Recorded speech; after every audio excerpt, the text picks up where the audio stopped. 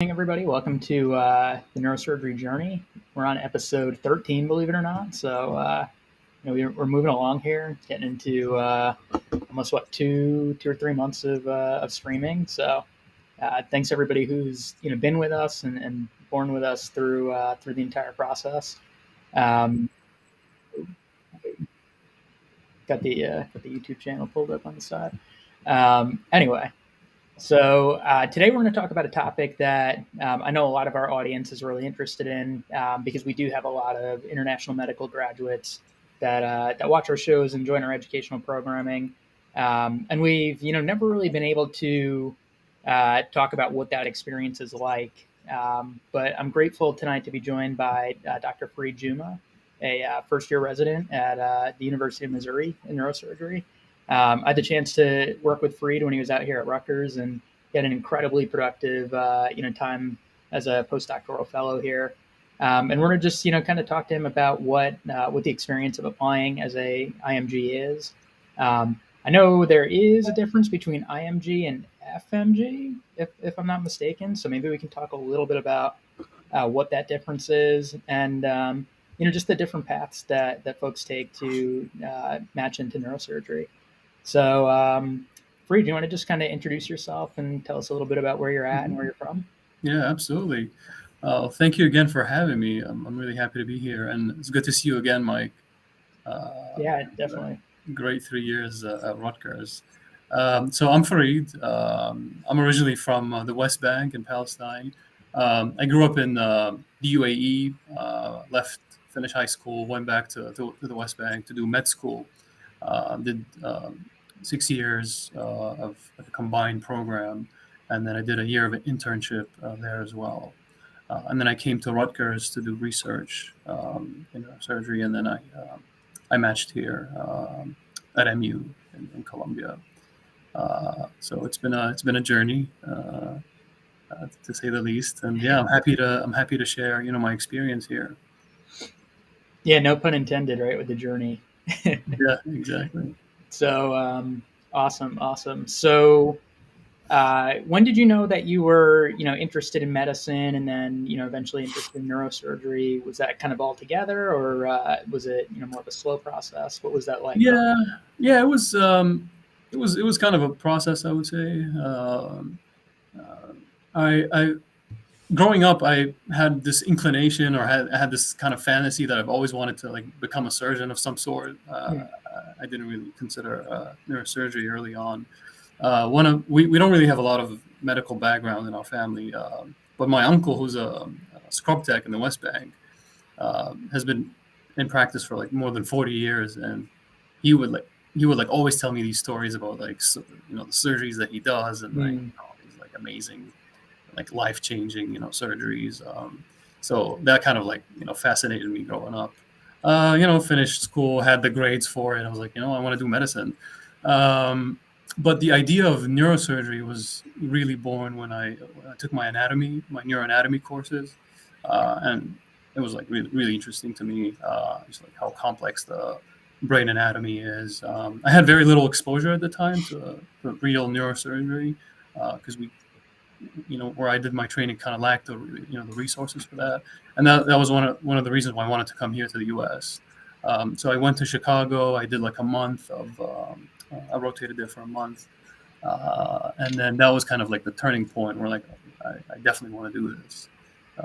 I remember the first surgery that I attended was a DBS for Parkinson's, and just watching someone who's awake with tremors, and then tremors just resolve almost instantaneously. It was kind of mind blowing to a second or third year medical student from the West Bank. So yeah, that was kind of the point where I knew I wanted to do this.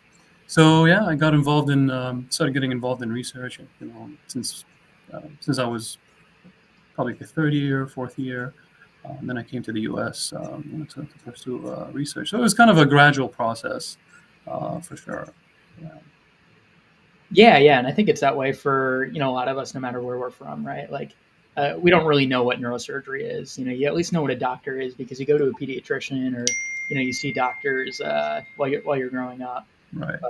fortunately, most of us are lucky enough not to need neurosurgery, be exposed to it. So it's Right. tough to commit to that. But very cool.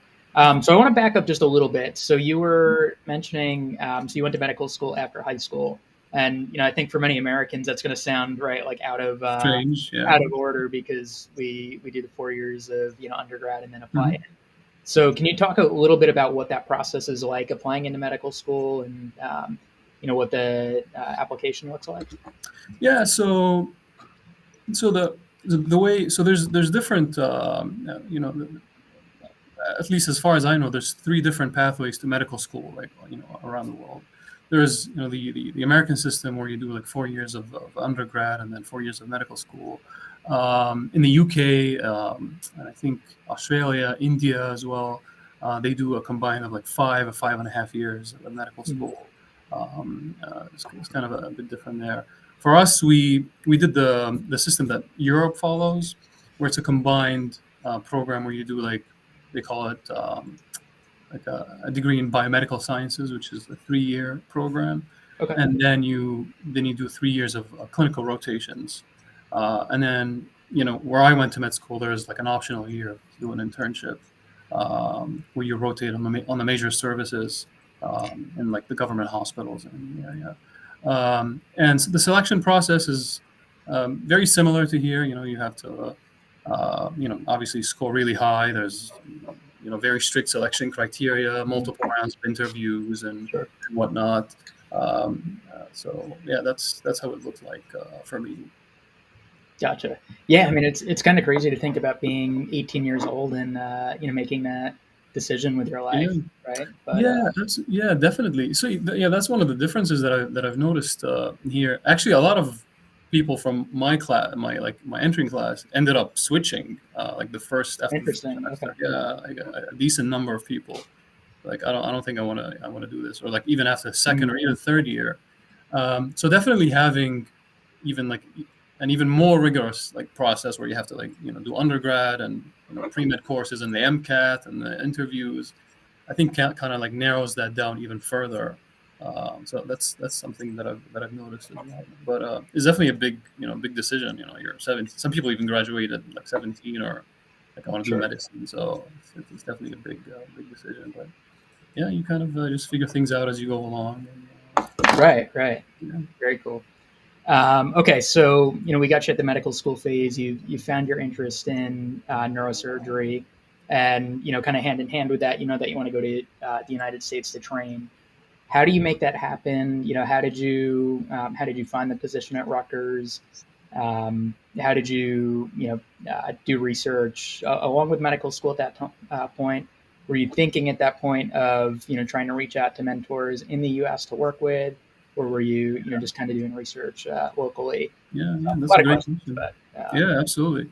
So I was actually very fortunate to have someone who was senior to me in my med school who also wanted to do neurosurgery, and he was one of the people who had like the biggest influence on me, okay, throughout this whole journey. His name is Nimmer. He's a PGY6. Shout out to Nimmer.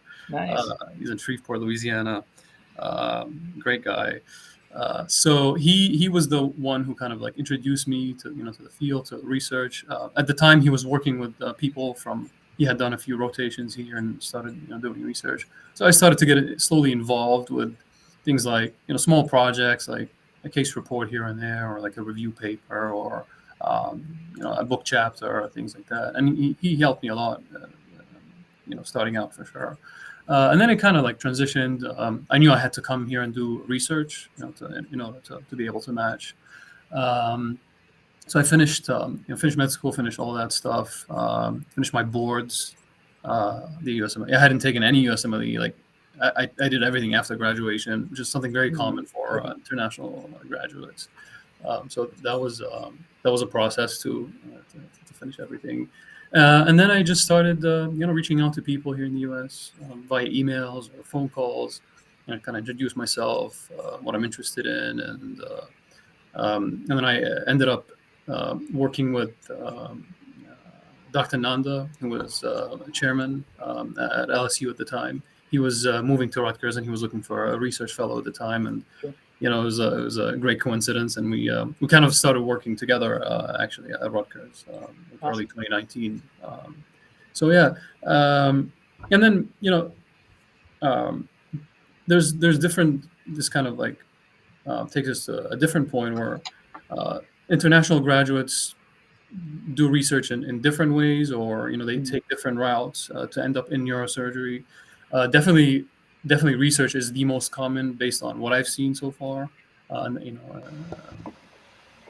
Either working in a lab on basic research or doing clinical research. Being part of clinical trials is definitely something that people can do, or a combination of any of these things as well. A lot of medical foreign graduates have already started training somewhere in their home countries, either surgery or neurosurgery. Some of them have completed that training already, and they come to the U.S. and they do residency again. So there's definitely different story to almost every single person that I've met or I've heard match. But the common theme is that there's a focus on research. They have a decent or solid like clinical experience, and I would say they all want it like really bad, because it can take many years. Some people get discouraged sometimes by how long this could take, but yeah, it's definitely a process. Needs a lot of patience for sure to get where you want to. Yeah, I think when you talked about the people that did full neurosurgery residencies and trained as neurosurgeons in their home countries and then come to the United States and do it again, I mean, can't think of much more of a testament to their dedication Absolutely. than to do that, to be a resident twice and to humble themselves in that way. I always find that so impressive. But in general, like you said, a lot of IMG stories are just super impressive in how patient and motivated y'all are to do that. So kudos, to you and to all your peers in that way. Oh, thank you. So you start working with Dr. Nanda at Rutgers, and of course we met and got to work on some stuff together. How were you so productive during that time? What was your mindset going in? How did you make sure that you were on top of papers? Pushing stuff out, making connections, maybe doing some clinical stuff along with that. What was your outlook as you started that experience? Yeah. So that's a great question. I mean, my advice to anyone going into this is to have a plan. A lot of people, I see a lot of people going into research without without let's say like a vision or like a specific plan on what they want to do, what they want to achieve. Obviously, the first and foremost, the thing that you have to do is find a mentor who he's who's obviously productive in doing research, and then kind of have a plan or set some expectations on like what's expected from me as a research fellow. Because from what I've seen, there's a lot of variation between institutions, on what's expected of a research fellow. So there can be some differences there. So it's good to know like upfront. For me, it was so I was working with Dr. Nanda mainly initially, at least, but then one of the ways I stay productive is working with multiple faculty members, Rutgers. So that's something you can do, and then just keeping. I try to maintain like a variety of research projects. So I worked on a number of national database studies. We did some retrospective cohorts, which were like my main focus. And then on the side, you can have these like accessory projects that you can finish on a shorter term. Something that you can start out with is doing meta-analyses for anyone who wants to start the research journey. It's a good skill set to learn on how to do systematic reviews, meta-analyses, high quality meta-analyses by following all the PRISMA guidelines and being able to identify a good research question.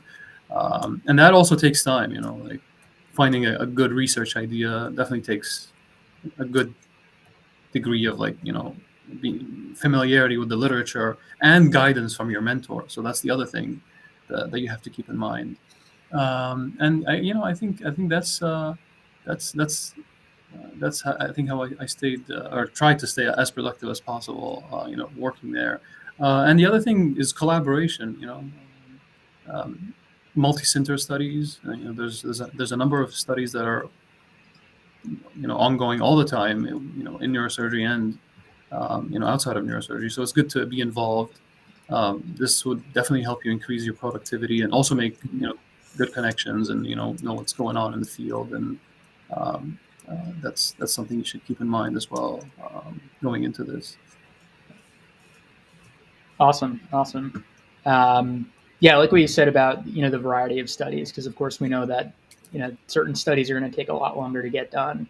Like thinking about retrospective studies where you have to go through and dig up that data, Yeah. or even if you're going to do a prospective cohort, right? And you've got to follow that. So in the meantime, filling those gaps with the other things that you're mentioning, like reviews. I think that's really sage advice. Okay, so you're working on research. Were you able to do any clinical work while you were at Rutgers? I did towards the end of my research years.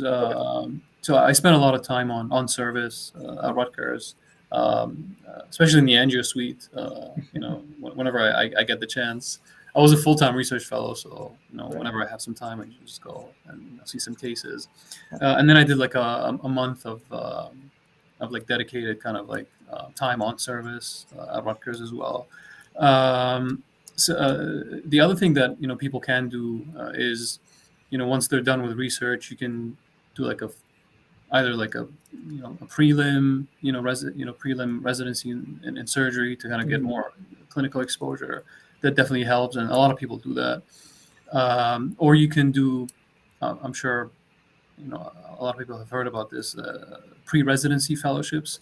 There are a few programs in the country that offer these unique positions of what looks like almost like a PGY1 in neurosurgery. The only difference is that they're not ACGME accredited, which means that they don't really count towards your residency, but they're a great like step in the door or a foot in the door to kind of get into clinical neurosurgery, see what neurosurgery really is, how the service works, what the OR looks like. A lot of people kind of lack that experience going in if you haven't done like sub-Is or rotations, which can be a little challenging as well for international grads. The travel and the board requirements and stuff like that. There's definitely a lot of barriers to that. So supplementing your research with like a solid clinical experience in the U.S. goes a long way. So that's something that applicants should also keep in mind. Sure. As well. Other people do sub-Is before before graduation as medical students, and that's how they get their clinical exposure as well.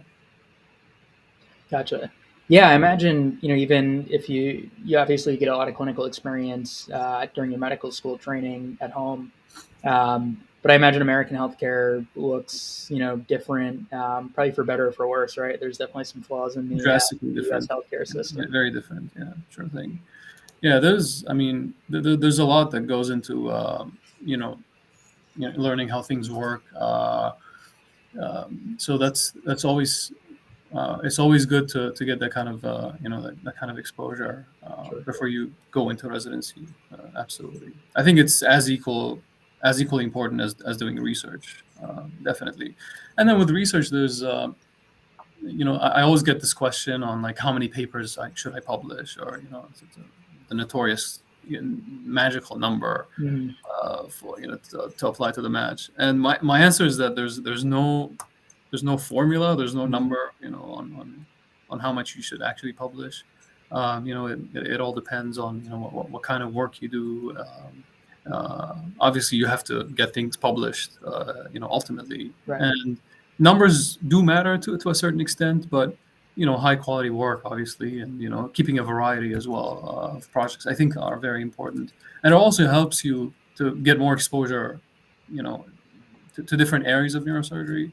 So I did projects in like endovascular, skull base, trauma. So that kind of helped me, get a wider knowledge base, if you will. So that's something I think that's important as well. Yeah. Yeah, definitely. So, how did you know, at a certain point in the fellowship that you were ready to apply to the match? Was that conversations with mentors, or just kind of an internal timeline that you had for yourself? What did that look like? Yeah, that was like one of the most difficult decisions that I had to make, and I think any applicant, Mhm. will make. Should I apply this year or not? And honestly, I just uh, I I didn't really know. I was Mhm. ready, and I thought it was kind of like a leap of faith. You know what I mean? Okay. Like, I thought in my so there are like objective criteria that you go Sure. by. Okay, like you've done this much research, you had this much exposure, you've made some connections here and there, and you think that you're ready, but you never really know. So you just have to, I guess, just do it, and keep your fingers crossed. Um, but from what I've seen, international grads spend a number of years in the U.S. before Mhm. applying. There are outliers here and there, where some people match directly, or maybe after a year or less. Yeah. But I would say that's more uncommon. More people tend to spend like at least a couple of years doing research or something equivalent to that.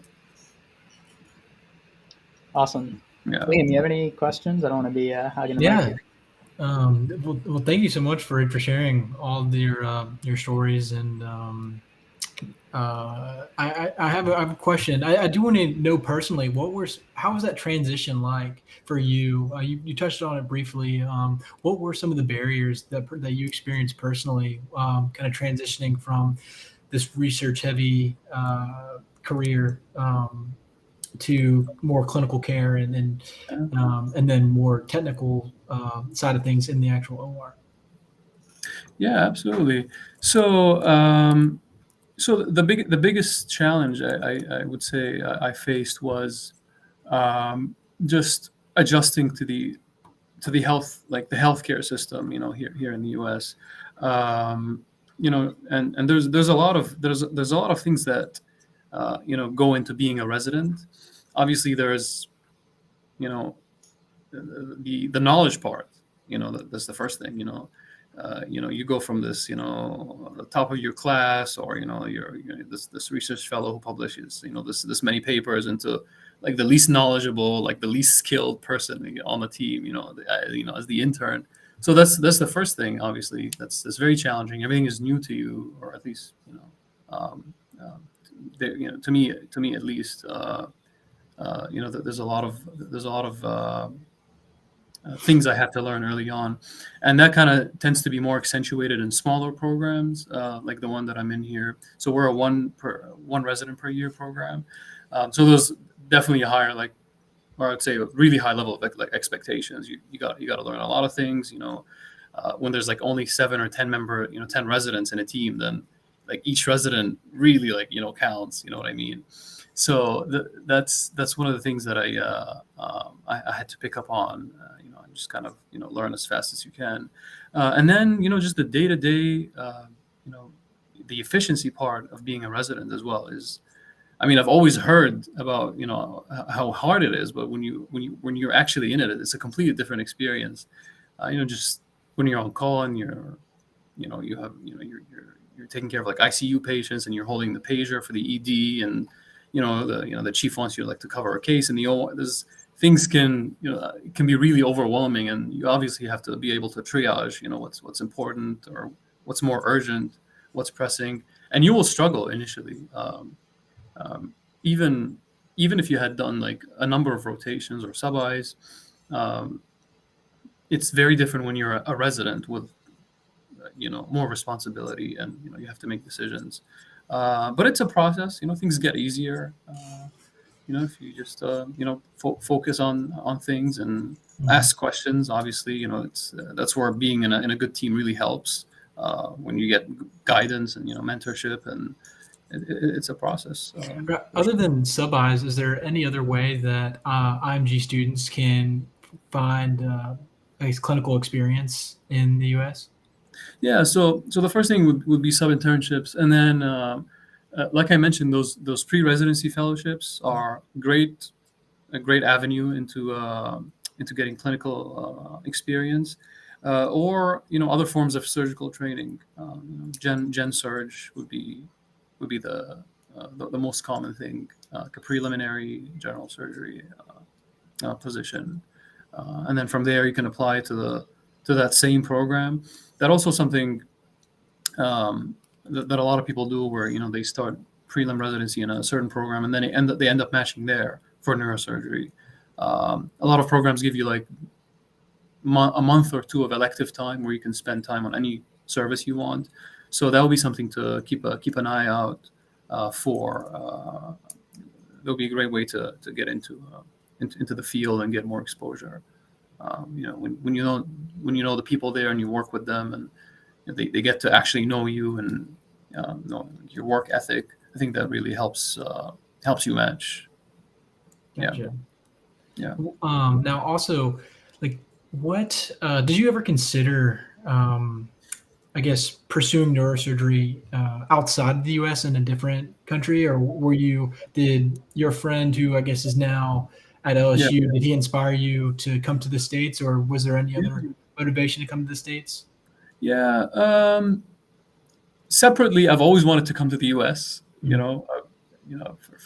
For a number of reasons, but definitely, having people who've already taken this path, kind of. I wasn't really familiar with the training elsewhere, or at least not as familiar as how it is in the U.S. Mm-hmm. So that kind of was pretty clear for me that I wanted to come here. I didn't really consider other options, and I like the idea of everything being structured here, although very challenging. But the process is clear. You have to do your boards. There's a match system. It's things are very clear, which can be a little different from how it is in other places. So I like the idea of things being standardized and structured, and so. And obviously the training here is like phenomenal. I've spoken to, I know a number of residents from other places, and there's definitely great training in many other countries, but the United States is definitely pioneering in the field of neurosurgery, especially because it's a specialty that's heavily reliant on technology. Without technology, you can't really do neurosurgery, or at least a lot of the stuff that we do in neurosurgery. So that's something that definitely helps, having all these resources. Did you do sub-Is before starting at Rutgers, or did you do them after? I didn't do sub-Is. I did I did observerships, Gotcha. which are more a bit more limited in the clinical privileges that you have, but you get to shadow and rotate with the services, see cases in the OR, participate in conferences. So they're a bit more limited, but they're a good way to getting some kind of exposure to neurosurgery for sure.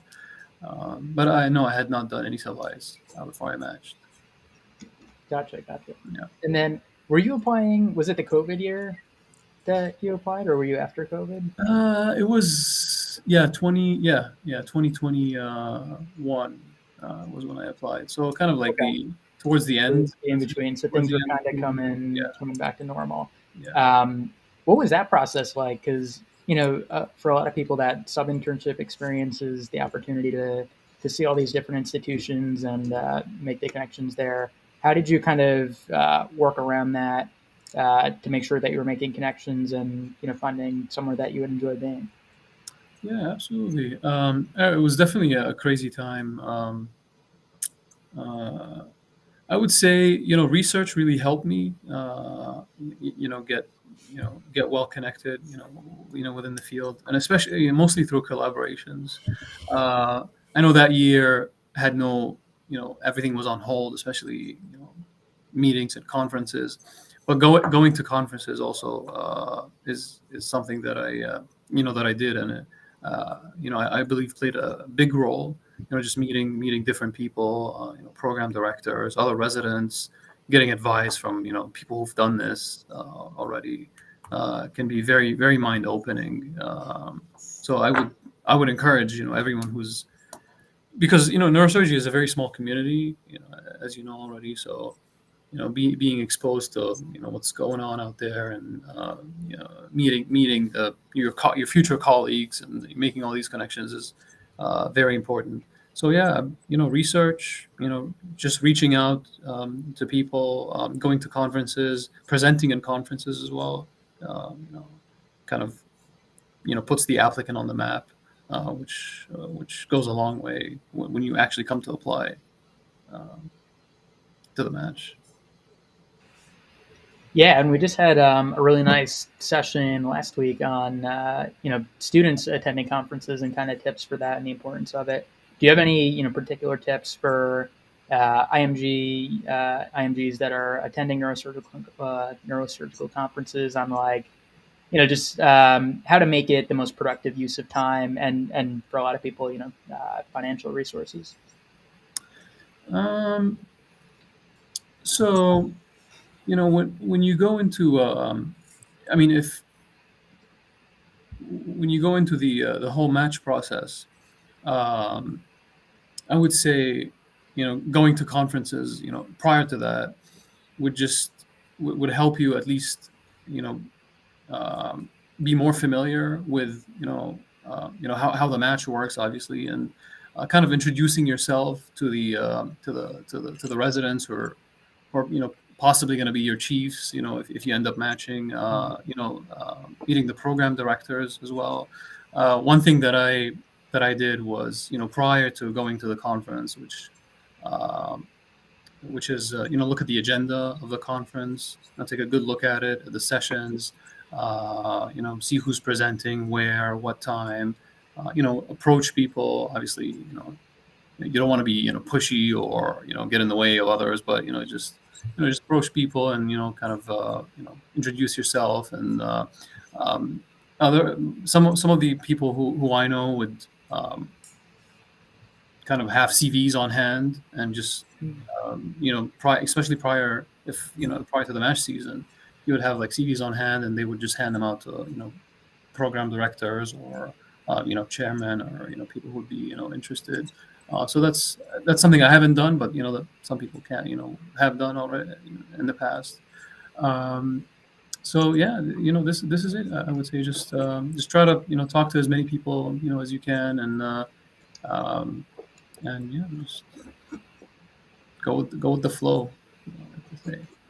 Yeah, I remember. I think so. CNS in Austin was my first neurosurgical conference, and I remember meeting you there and just like seeing how well you managed that.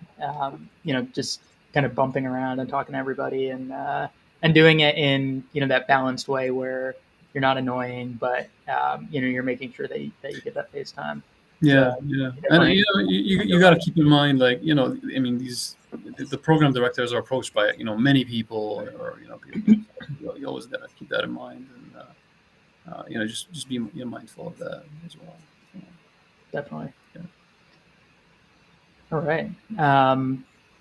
So now thinking about the application cycle, what was your mindset going in? Not to put you too much on the spot, but did you have backup plans for that match cycle of what you would do, and then how did you balance accepting interviews? And fortunately you didn't have to travel for those, but it's still a pretty hectic time. And if I remember it right, you were still working at Rutgers and still doing research. Mm-hmm. Yeah, that's true. Yeah, it was a very stressful time for sure. Even as an IMG, just your main concern is am I even going to get interviews? Mm-hmm. So I ended up getting a number of interviews, and obviously you can't really decline an interview. You don't really have much luxury to kind of choose there, but so it was virtual when I interviewed. There were no in-person interviews at the time, which made things a little easier for sure, and also a bit more challenging. Really, it has its pros and cons for sure. But at least more time efficient for sure. Sure.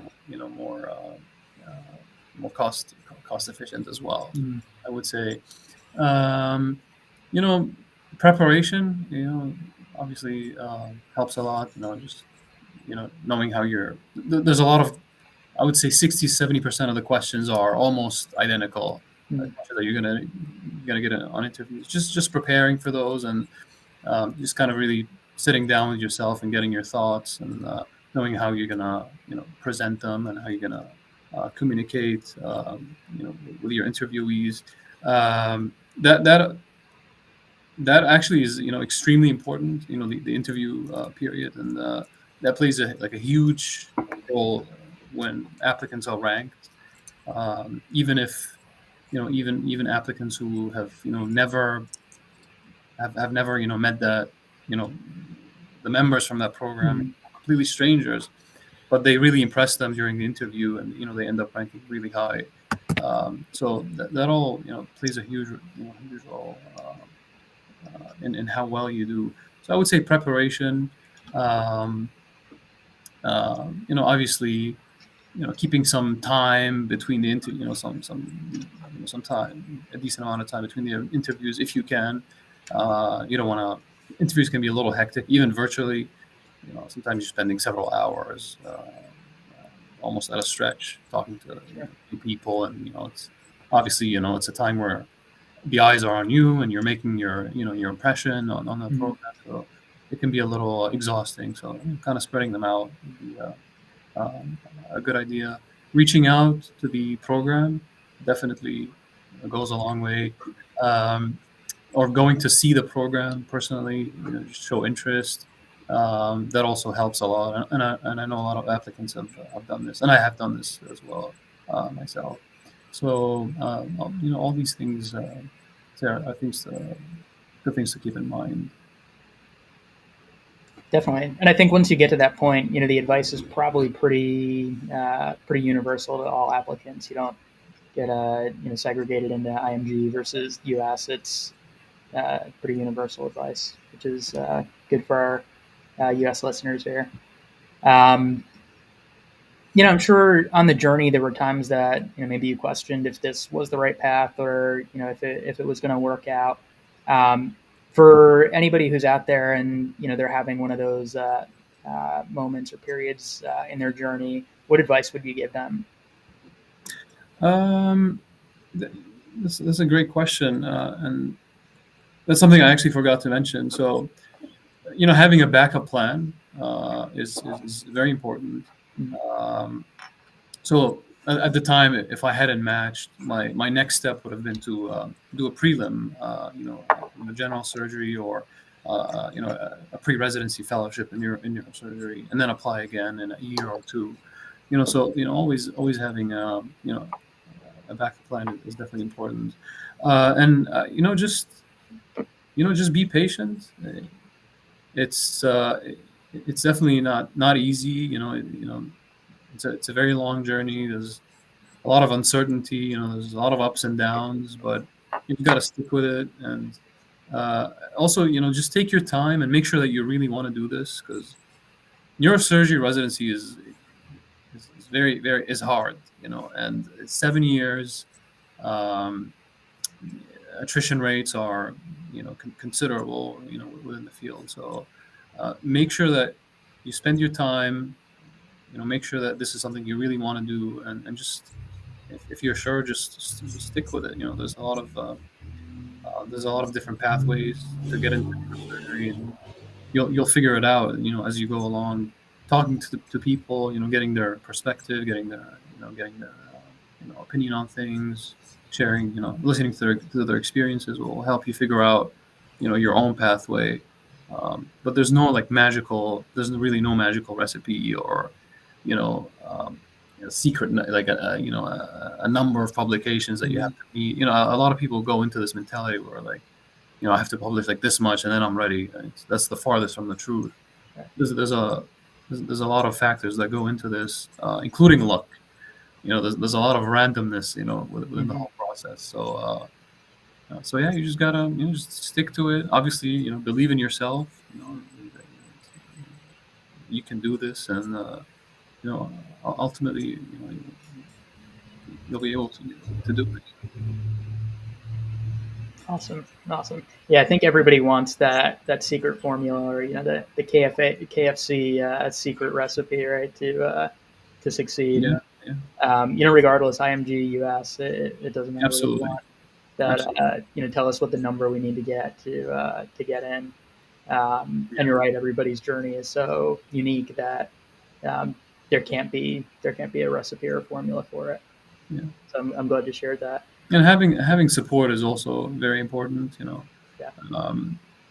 Obviously from the people you're working with, your mentors, and social support. Your family, your friends. It can be a very stressful time, whether you're applying, you're in the match season, or you're considering to apply, or you're Mhm. applying for a research position, and all that. It can be challenging. So having support helps as well. Yeah, for sure. And of course, if you're here in the U.S. and not having family here, that can be even more of a challenge to that. Liam, any questions on your end before I ask our kind of standard last question? No, for Fareed, you hit all my points. I was interested in chatting about some of like the different paths like an IMG can take Yeah. to match here in the U.S. and Yeah. but like in particular here at the Medical College of Georgia, we have a resident that was a practicing neurosurgeon and then came here and started his residency all over again. And Mike, you talked about the patience and the to humble yourself to come here and come down to like the lowest man on the totem pole almost after being the head of the OR. It's such a incredible journey that you guys take, and very inspiring to be chatting with you. So I appreciate you sharing. My pleasure. Yeah, of course. All right, awesome. So to wrap it up here, the question we kind of end everything in because this is the neurosurgery journey.